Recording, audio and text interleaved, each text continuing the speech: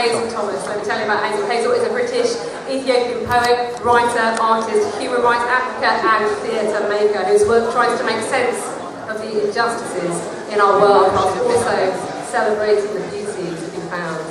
She draws upon ideas around feminism, nature, identity, social justice, sexuality and mental health, as well as her own experience of navigating spaces as an intersectional feminist and queer woman of colour in the diaspora.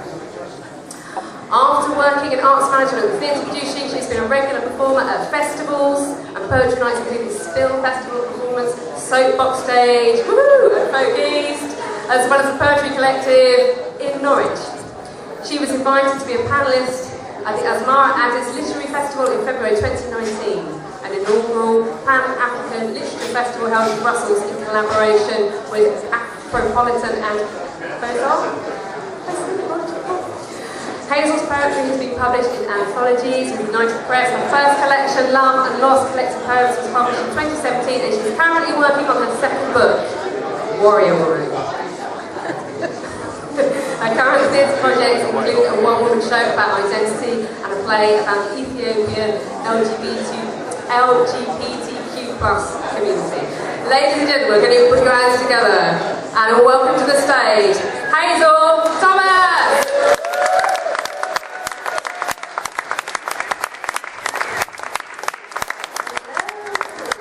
Happy International Women's Day! Thank you so much, Amy, for putting this all together, to John Peel's Centre for supporting. This is awesome, like so many awesome women. The first poem I'd like to share with you is called Radical.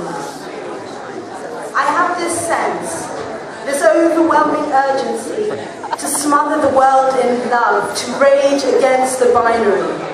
From the left to the right, things are black and white, the rainbow turning into shades of grey while we hide away in a place where our own truths are stated as facts. To love is radical in a world that attacks. Thank you. This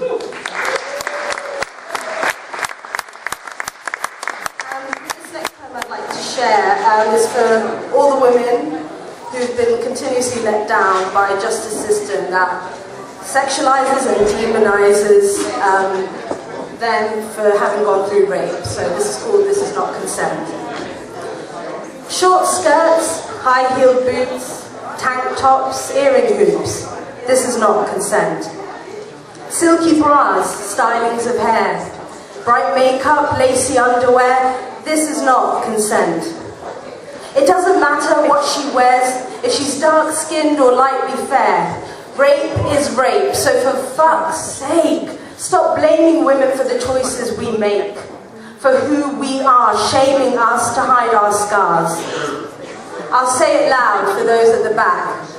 Women are not accountable for the respect that you lack. Thank you.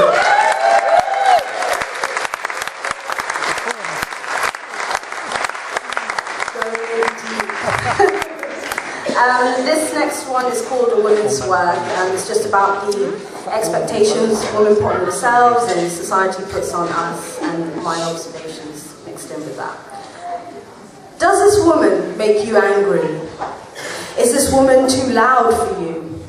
Do you want her sitting small, a spark from the flame she has burned through? Oh, you do? Well, that's not going to work for me. To my own self, I must be true. So listen up. The time for talking over us is through. Would it be easier for you to comprehend the ones who are childless than the ones who are child-free? Because the first shows a thirst for a motherhood that wasn't meant to be, while the latter shows it doesn't matter that there'll never be a we. That life can be just as great, choosing to be a me. Would it be easier for you to congratulate those who are married rather than those who are single? Because that little Pringle must feel ever so alone. What, choosing a life free from the pack, even if years of unhappiness have deflated once airtight levels of love. But you only see that pretty balloon on a string from a special day marked with a metal ring.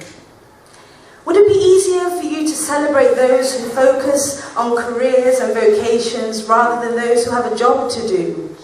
even if it provides a balance to explore the many layers that make you, you? Is it easier to imagine that one lacks focus or passion? For it's not in the fashion to stray away from the rat race. I have no time for expectations. I have no energy to waste. Thank you.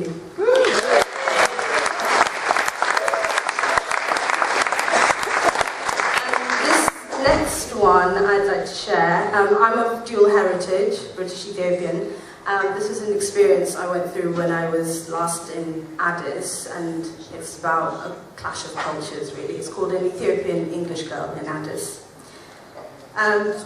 Probably because I use Amharic, I should explain what some of the words are. So, Bunna means coffee in Amharic, Arat Kilo is a neighborhood, and so is Piazza.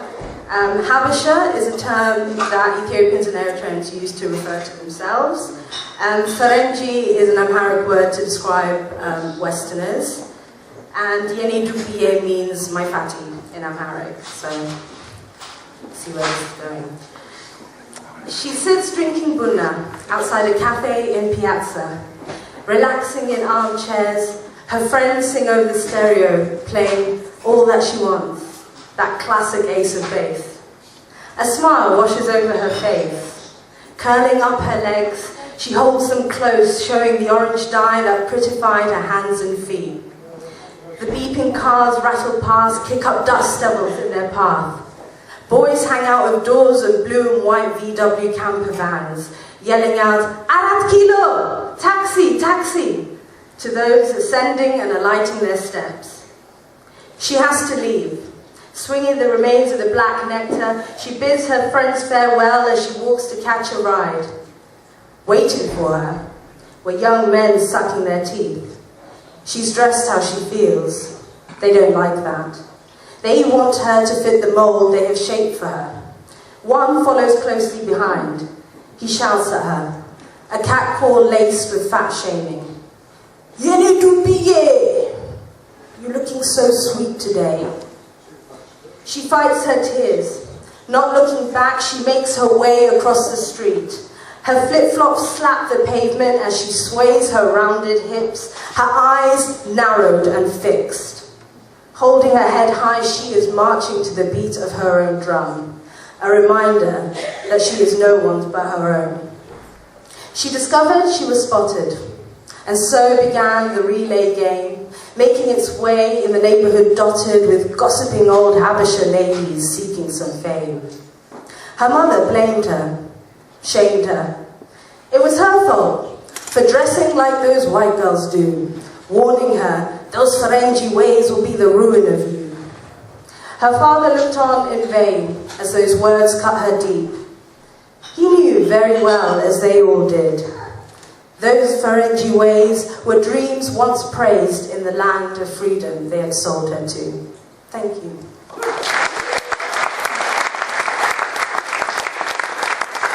And this last poem that I'd like to share with you, I wrote for International Women's Day. Yeah, it's called International Women's Day.